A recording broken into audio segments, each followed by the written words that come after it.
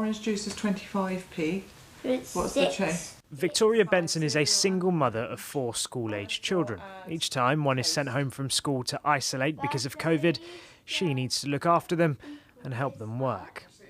The disruption for the last year or so has been almost relentless and has caused her to regularly change her plans. It was so stressful because I don't have anybody to share the load with.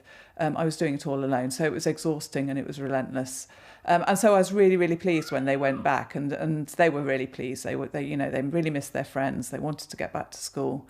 But of course, the relief's short-lived because the bubbles keep bursting and they get sent home. And it can happen at really short notice as well.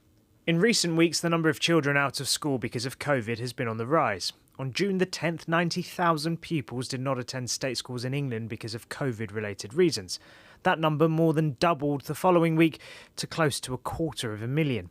And by June the 24th, 375,000 students were at home because of COVID.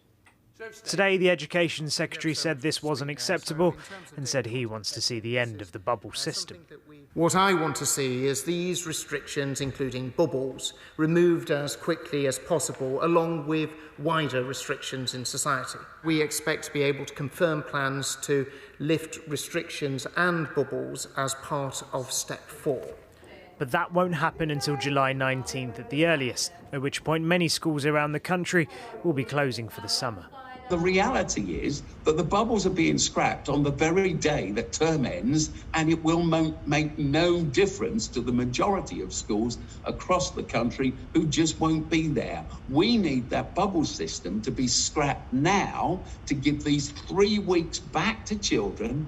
For many students, every day this system continues, there's a risk of more days of education being lost, which means a solution is needed sooner rather than later. Shihab Khan, News at 10, Westminster.